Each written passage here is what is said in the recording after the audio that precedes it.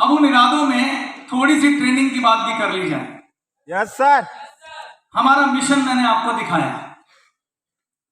Mission यही है कि हमें डायरेक्ट सेलिंग कंपनी में एक सबसे सम्मानित कंपनी बननी है और गैल्वे ब्रांड को लोगों के दिल में बिठाना है। जहाज के एक एंड पर मुझे लगता है मैं समझाने में कामयाब रहा हूंगा कि इस एंड में गैल्वे को बेहतरीन ब्रांड बनाने के लिए कोई कसर नहीं छोड़ी जा रही। लेकिन गैल्वे के ब्रांड की इज्जत, गैल्वे के बारे में लोग क्या राय रखेंगे, ये खाली हमारे से तय नहीं होगा, आप लोगों के हाथ में भी है। जब गैल्वे का डिस्ट्रीब्यूटर जाए और लोग बोलें कि भाई ये गैल्वे वाले हैं, ये तो सच्चाई के, ईमानदारी के प्रतीक हैं, तो समझना हम जंग जीत गए, तो समझना आपके बच्चों का भविष्य सुरक्षित है, तो समझना आप अपने बच्चों को ये बिजनेस देने जा रहे हैं। तो हम बोलते हैं अपनी अपलाइन को ब्लाइंडली फॉलो करो। कल किसी ने इस बात पे ऑब्जेक्शन उठाया और बिल्कुल ठीक उठाया। आप अपनी अपलाइन को तभी तक ब्लाइंडली फॉलो करो जब तक वो ईमानदारी और सच्चाई के रास्ते पे, नहीं तो आप सबकी अपलाइन में जहां से गंगा चल रही है वो यहां खड़ी है। हमारी वीडियो ट्रेनिंग है, वहां से खुद एक अच्छी अपलाइन बन जाओ। Yes sir, yes sir.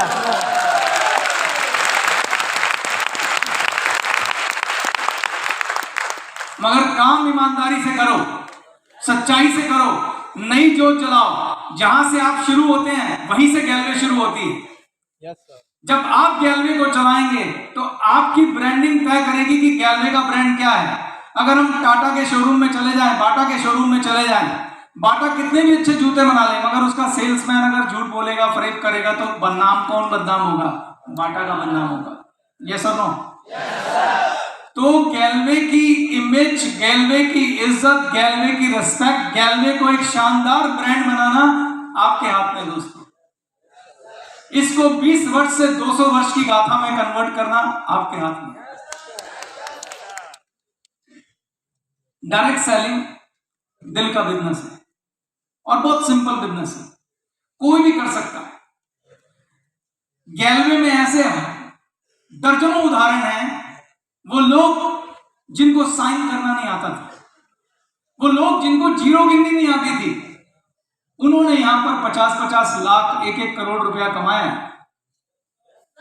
मुझे पता नहीं हमारी सुभद्रा दीदियां हैं या नहीं, उनका उदाहरण तो सबसे बढ़िया उदाहरण।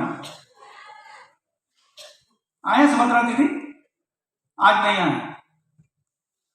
तो यहां पे वो लोग भी कामयाब हुए जो हमारे मिशन में लिखा है। हमारे मिशन में लिखा है, चाहे कोई किसी वर्ग का हो, किसी जात का हो, किसी धर्म का हो, पढ़ा लिखा हो, नहीं पढ़ा लिखा हो, सब कामयाब हो सकते हैं, क्योंकि ये बिजनेस यहां से नहीं, यहां से किया दिल से। Yes sir.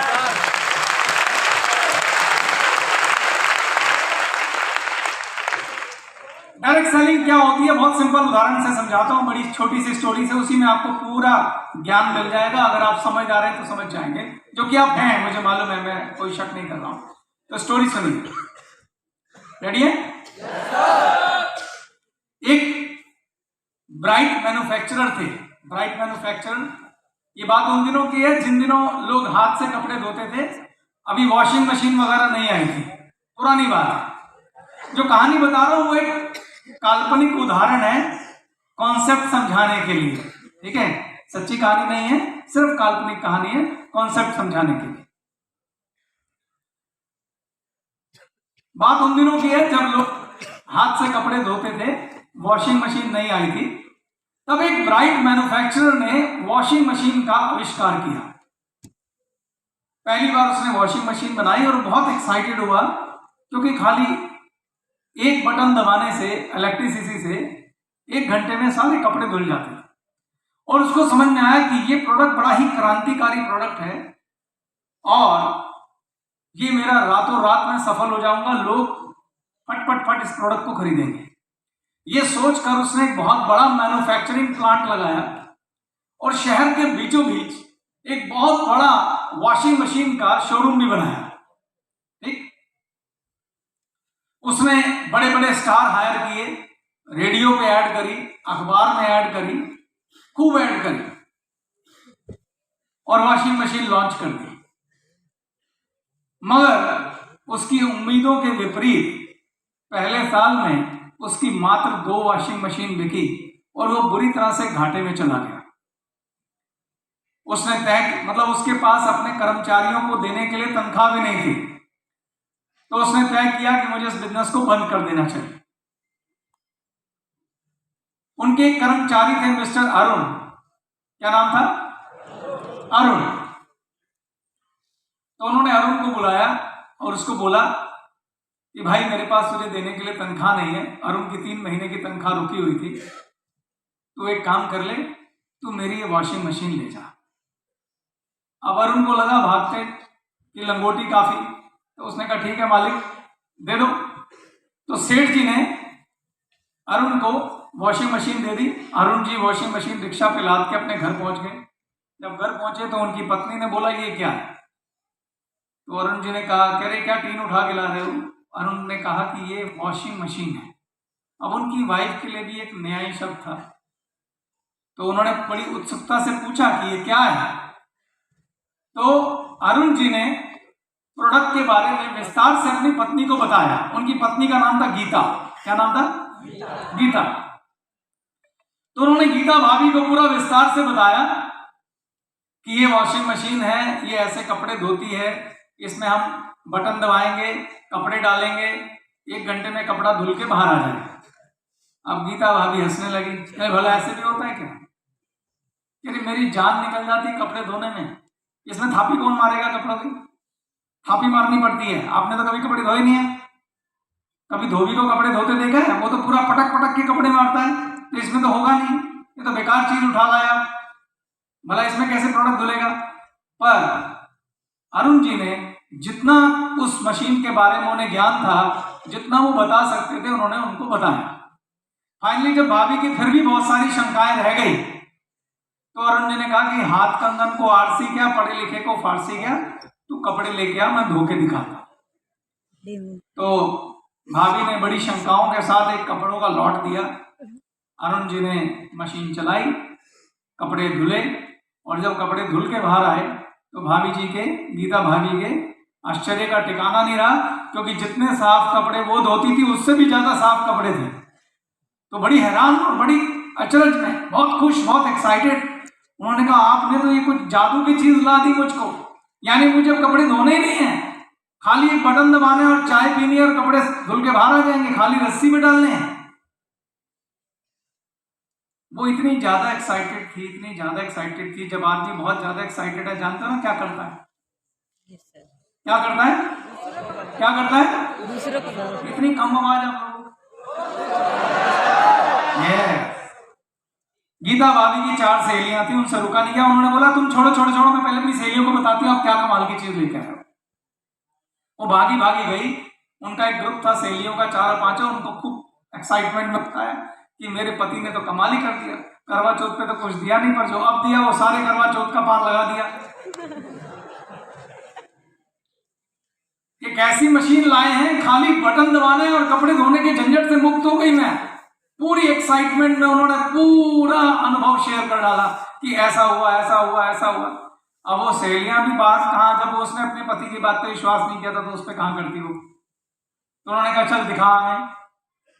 तो वो कह रही अच्छा तुम्हें ऐसे विश्वास नहीं आएगा, मैंने भी उनकी बात पे विश्वास नहीं किया, तो मैं तुम अपने कपड़े लेके आओ, मैं तुम्हारे कपड़े धो के दिखाती हूँ।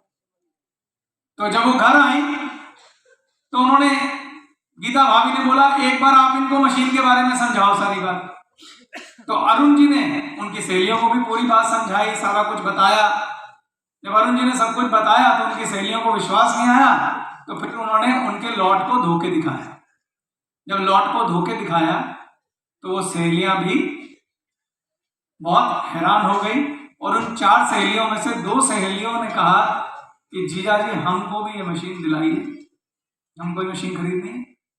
अरुण जी ने कहा ठीक है, मैं अभी सेठ जी को जानता हूं, ले चलता हूं।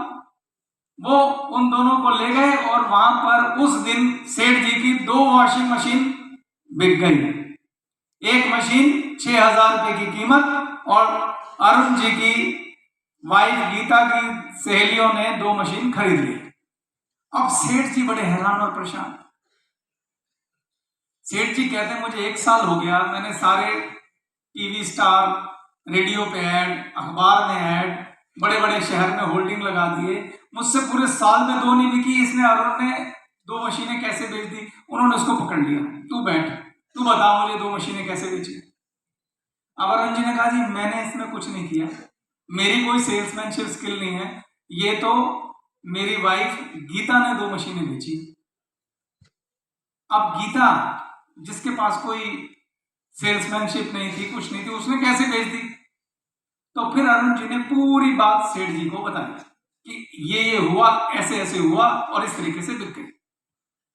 सेठ जी ने क्या किया, उन दोनों मशीनों में अरुण को बोला देख तुझे तनख्वाह तो दी नहीं थी, पर ये 2 मशीनें तेरी वजह से बिकी हैं, तो तू 1500 रुपए इन मशीनों पे कमीशन ले ले और कोशिश कर जो तूने किया ना, ये जो कुछ तूने बताया ये और कर और मेरी और मशीनें बिकवा दे। तो अरुण जी का भी दिमाग चलना शुरू हो गया। अरुण जी ने कहा ठीक है सेठ जी, हर मशीन पे 1500 पक्के हैं? कहता बिल्कुल पक्के हैं। अरुण जी चले गए घर को। अब मेरे प्रश्न है आप लोगों से, कोई बताएगा? कुछ माइक, मुझे ये बताइए आप लोग, क्या आप बता सकते हैं कि सेठ जी मशीनें क्यों नहीं बेच पाए थे और गीता भाभी ने क्यों बेच लिया? यहीं पे फटाफट माइक दीजिए, टाइम समय कम है सर, क्योंकि उन्होंने डेमो नहीं दिया था। डेमो नहीं दिया था जी, ओके। और प्रोडक्ट के बारे में जानकारी दिया, बस उसे डेमोन्स्ट्रेशन नहीं दिया था कि किस तरह से उसको काम करता। बहुत सुंदर, बहुत बढ़िया समोल, क्लैपिंग समोल के लिए।